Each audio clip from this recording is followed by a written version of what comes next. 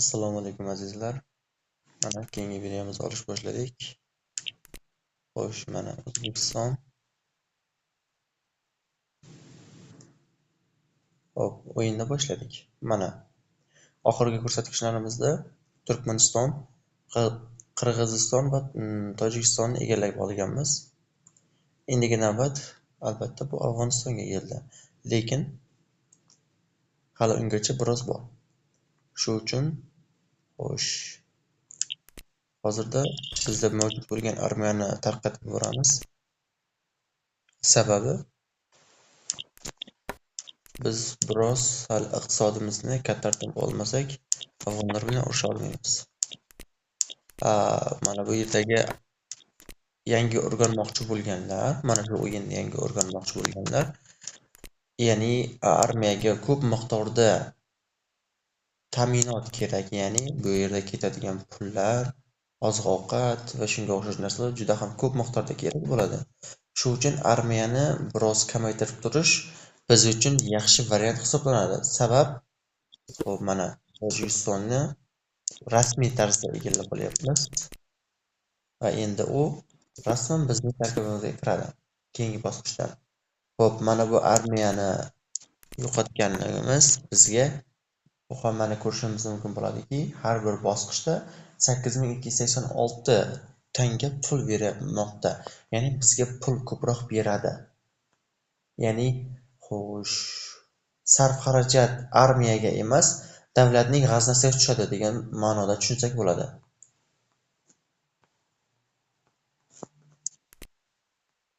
Mana bu yerda Tojikiston hududlarini endi o'zlashtirish bo'yicha biroz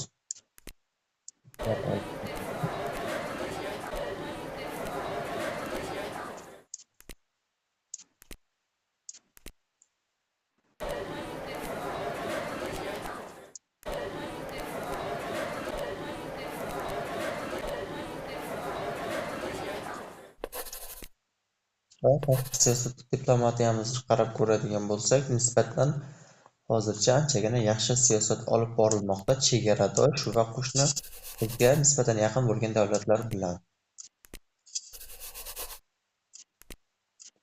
Mana bu davlatga biz do'stlik aloqalarini beramiz. Xo'sh, Xitoy mana Rossiyani egallab olmoqchi. Biz ular bilan ishimiz bo'lmagan holatda o'z ishimiz bilan shug'ullanamiz. Ya'ni hozirda iqtisodimiz 118 ming bo'ldi. Xo'sh, yaxshi.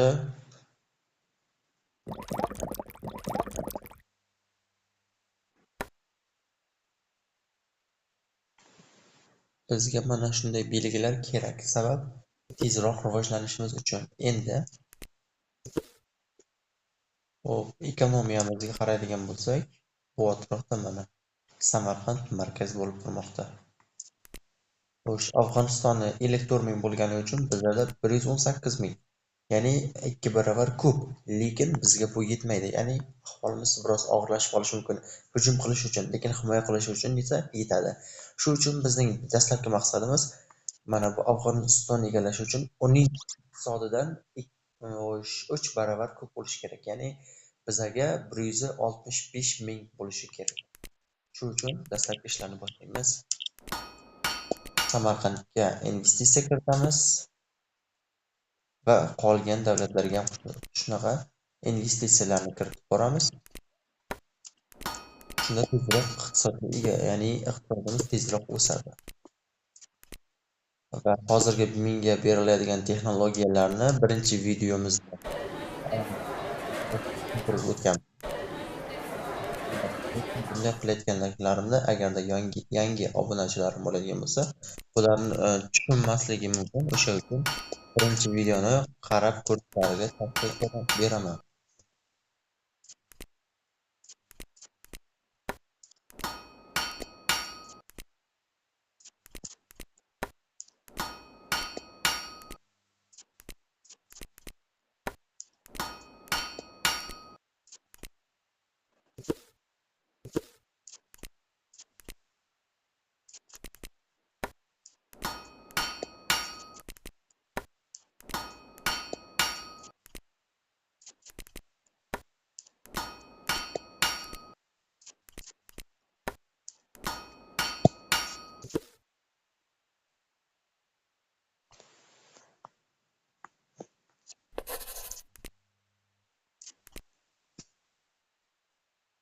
yana butun dunyo. Xitoy va Rossiya urushayotganligi uchun hamma joy oqarib yotdi, ya'ni iqtisod nol. Bizni ham hududlarimiz deyarli unchalik emas, lekin qaysidir ma'noda oqarib yotdi. Shuning uchun biroz oxirgi eng pastdagilarni investitsiya kiritib, ularni o'sishini tezlashtirishimiz kerak.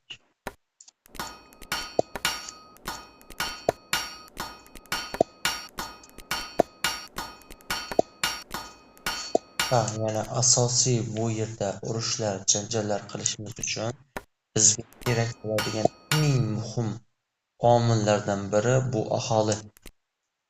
Ya'ni hozirda bizning aholimiz 658 ming, Afg'onistondagi 388 ming, deyarli 2 baravardan biroz kamroq, deyarli 2 baravar farq tavofiq bilan rivojlanmoqda.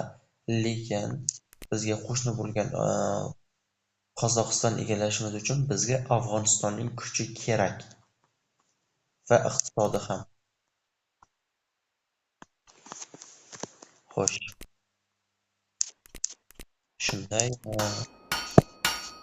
investitsiyalar kiritamiz.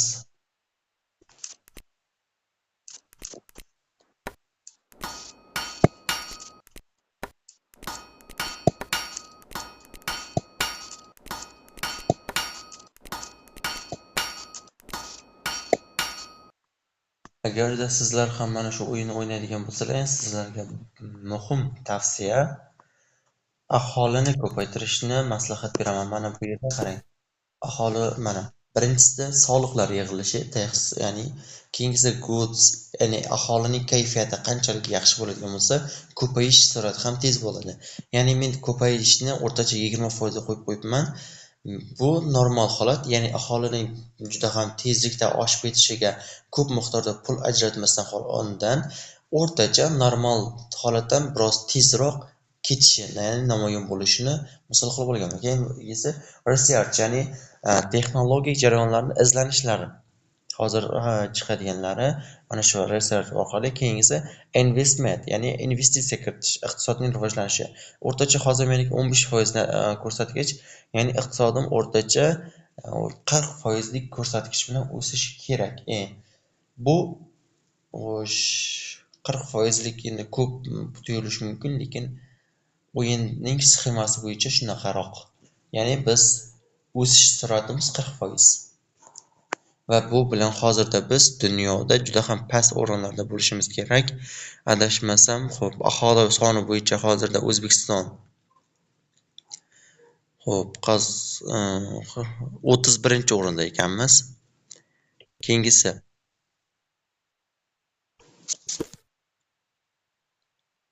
Keyingisi texnologik rivojlanishimiz bizlarniki